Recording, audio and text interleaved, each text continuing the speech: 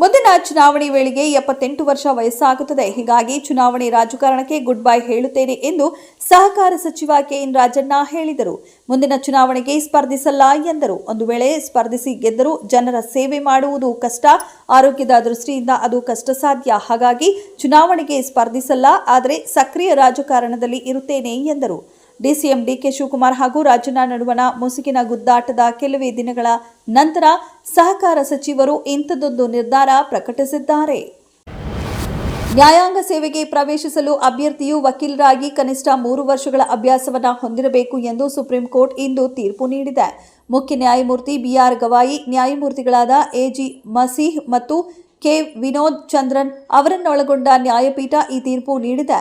Civil ನ್ಯಾಯಾಧೀಶರ ಪರೀಕ್ಷೆಗೆ ಹಾಜರಾಗಲು 3 ವರ್ಷಗಳ ಕನಿಷ್ಠ ಅಭ್ಯಾಸ ಅಗತ್ಯವನ್ನ ಪುನಃಸ್ಥಾಪಿಸಲಾಗಿದೆ ಎಂದು ನಾವು ಭಾವಿಸುತ್ತೇವೆ ಎಂದು ನ್ಯಾಯಾಲಯ ಆದೇಶ ತಿಳಿಸಿದೆ.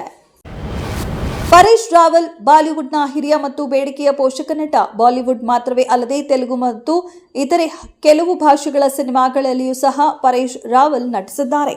ಪರೇಶ್ ರಾವಲ್ ಬಾಲಿವುಡ್ನ ಹಿರಿಯ ಮತ್ತು ಬಲು ಬೇಡಿಕೆಯ ಪೋಷಕ ನಟ. ಹೇರಾಪೇರಿ ಸಿನಿಮಾದ ಬಾಬು ಭಯ್ಯ ಪಾತ್ರವಂತೂ ಐಕಾನಿಕ್. ಆದರೆ ಇದೀಗ ಅದೇ ಹೇರಾಪೇರಿ ನಿರ್ಮಾಪಕರು ಪರೇಶ್ ರಾವಲ್ ವಿರುದ್ಧ ಮೊಕದ್ದಮೆ ದಾಖಲಿಸಿದ್ದಾರೆ.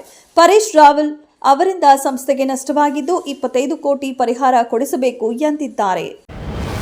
Karnataka wine merchant association, national restaurant association ಮತ್ತು Karnataka brewery and distillery association ಈ ಪ್ರತಿಭಟನೆಯನ್ನ ಮುನ್ನಡೆಸುತ್ತಿದ್ದು, ಮುಂದೆ ಇದನ್ನು ತೀವ್ರಗೊಳಿಸುವ ಸಾಧ್ಯತೆ ಇದೆ. ಈ ಶುಲ್ಕ ಏರಿಕೆ ಮತ್ತು ಬೆಲೆ ಹೆಚ್ಚಳದಿಂದ ಬೆಂಗಳೂರು ನಗರದ 40ಕ್ಕೂ ಹೆಚ್ಚು ಪಬ್ ಕಳೆದ ವರ್ಷ ಮುಚ್ಚಿಬಿಟ್ಟಿತ್ತು. ಈ ನಿರ್ಧಾರಗಳು ರಾಜ್ಯದ ಮದ್ಯ ಉದ್ಯಮಕ್ಕೆ ಗಂಭೀರ ಸಮಸ್ಯೆಗಳನ್ನುಂಟು ಮಾಡಲಿವೆ ಎಂದು ಅಭಿಪ್ರಾಯಪಟ್ಟಿದ್ದಾರೆ. ಮೇ 21ರಂದು ಕರ್ನಾಟಕದಲ್ಲಿ ಮದ್ಯ ಮಾರಾಟ ಬಂದ್ಗೆ ಕರೆ ನೀಡಿದ್ದಾರೆ.